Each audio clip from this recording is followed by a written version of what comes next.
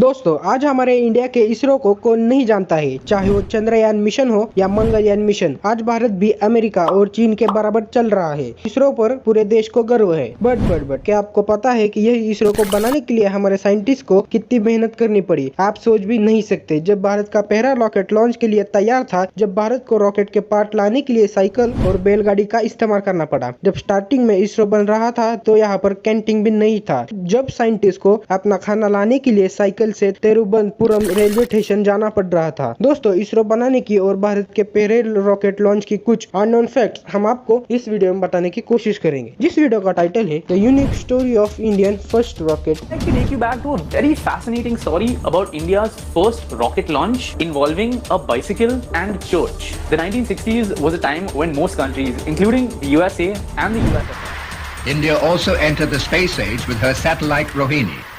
It was launched by SLV-3, an Indian-built rocket from the Space Center at Sriharikota.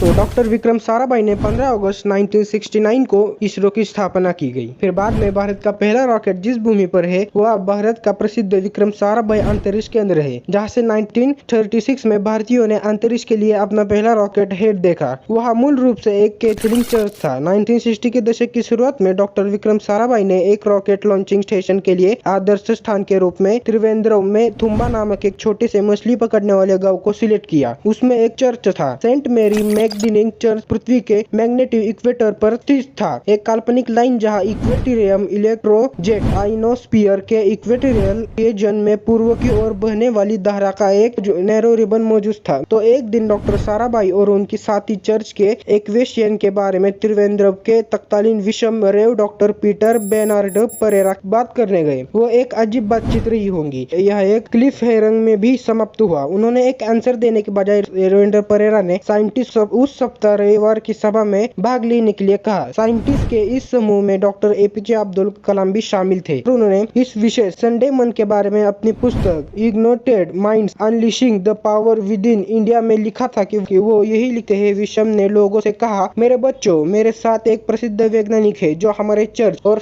अंतर्राष्ट्रीय विज्ञान और research के काम करने के लिए हमारे यहाँ आए हैं। विज्ञान सत्य की तलाश करता है जो मानव जीवन को समृद्ध करता है। ये एक हाईएस्ट लेवल रिलीजन ऑफ उपदेश मानव मन में शांति लाने के लिए सर्वशक्तिमान की मदद लेते हैं। संसद में विक्रम जो कर रहे हैं और मैं जो कर रहा हूँ वो समान है। विज्ञान और आध्यात्मिका दोनों मानव समृद्धि के लिए सर्वशक्तिमान का आशीर्वाद चाहते हैं। बच्चों, क्या हम उन्हें वैज्ञानिक मिशन के लिए भगवान का घर दे सकते हैं? कलाम तब अपनी किताब में लिखते हैं कि थोड़ी देर के लिए वह मौन था और उसके बाद वहाँ से एक हार्दिक आमीन आया जिसने पूरे चर्च को गूंज दिया। आवश्यक परमिशन मिल गई, कागजी कार्रवाई की गई और ग्रामीण को एक अलग गांव में ट्रांसपोर्ट कर दिया गया जिसका अपना नया चर्च था। थुम्बा रॉकेट लॉन्च स्टेशन पर कोई इमारत नहीं थी, इसलिए वहाँ के लोकल बिशप के घरों को निर्देशन का ऑफिस बनाया गया। प्राचीन सेंट मेरी मैगडिलिन चर्च की इमारत कंट्रोल रूम बनाई गई। नंगी आंखों से धुआं देखा गया, यहाँ तक कि रॉकेट के स्पेयर पार्ट और अंतरिक्ष उपकरणों को लॉन्च की जगह पर बैलगाड़ी और साइकिल से लाया गया। सेंट मेरी मैगडिलिन चर्च के बगीचे में हमारे भारत का पहला रॉकेट लॉन्च किया। इसके बाद इसरो ने पीछे मुड़कर नहीं देखा। इसके करीब 12 साल बाद भारत ने अपना एक्सपेरिमेंटल सैटेलाइट आर्यभट्ट के साथ अंतरिक्ष युग में प्रवेश किया, जिसे 1975 में रूसी रॉकेट पर रवाना किया गया। उस वक्त भी इस तरह के लॉन्च के लिए मूलभूत सुविधाओं की कमी थी और उस वक्त बेंगलोर के एक शौचालय को डाटा प्राप्त करने के लिए केंद्र में तब्दील किया गया। थुम्बा से सफर शुरू करने के बाद भारत की अंतरिक्ष यात्रा काफी आगे निकल चुकी थी। भारत ने चंद्रमा संबंधित रिसर्च शुरू करने, सैटेलाइट बनाने और देशों के सैटेलाइट को प्रोजेक्टर करने और मंगल तक पहुँचाने सफलता पाकर दुनिया भर में अपना पहचान बना ली। 16 नवंबर 2013 को अंतरिक्ष विज्ञान के इतिहास में भारत ने एक नया अध्याय लिखा। इस दिन 2:39 पर आंध्र प्रदेश के श्रीहरिकोट से PSLV C-25 Mars orbiter Mangalyaan का अंतरिक्ष का सफर शुरू हुआ। 24 सितंबर 2014 को मंगल पर पहुंचने के साथ ही भारत इस तरह के अभियान में पहली बार में ही सफर होने वाला पहला देश था। इसके साथ ही वो सोवियत, रूस, नासा और यूरोपियन अंतरिक्ष एजेंसी के बाद इस तरह का मिशन भेजने वाला दुनिया का चौथा देश बन गया। इसके अलावा ये मंगल पर भेजा गया सबसे सस्ता मिशन था। था। 2014 के संचार उपग्रह 16 सितंबर में छोड़ा गया और कक्षा में स्थापित किया गया। आने वाले वर्षों में इसरो के वैज्ञानिक ने सैटेलाइट लॉन्च की चेन तैयार कर दी गई। अगले प्रमुख परियोजना भारत का चंद्रमा पर दूसरा अन्वेषण मिशन चंद्रयान 2 भेजना था। इसके चंद्रमा की धरती का खनिज विज्ञान संबंधित एलिमेंट स्टडी करने की उम्मीद है। इसके पहले 5 मई 2017 को भारत ने संचार सुविधा को बढ़ाने और पहला दक्षिण एशिया सैटेलाइट ASAS छोड़कर अपने 6 पड़ोसियों अफगानिस्तान, बांग्लादेश, भूटान, मालदीव, नेपाल और श्रीलंका को अनमोल तोहफा दिया। 2230 किलोग्राम से संचार अंतरिक्ष यान नए क्षेत्र में नए द्वार खोल दिए गए। भारत को अंतरिक्ष डिप्लोमेसी में अपने लिए अनोखा स्थान बनाने में मदद की। इसरो द्वारा निर्मित और भारत द्वारा पूरी तरह financed geostationary communication satellite 9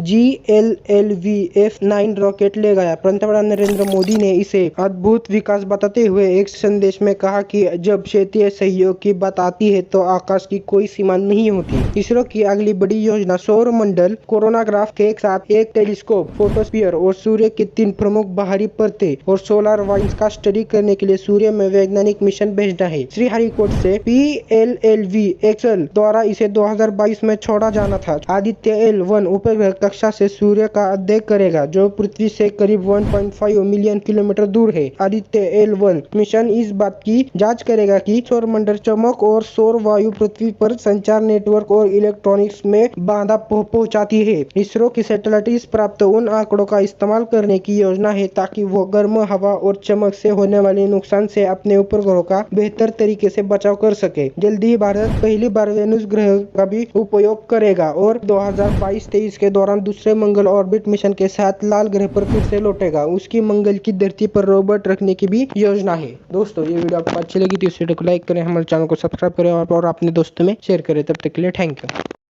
Body, I'm an icon, man. I'm a girl about a 10. I should fuck her in the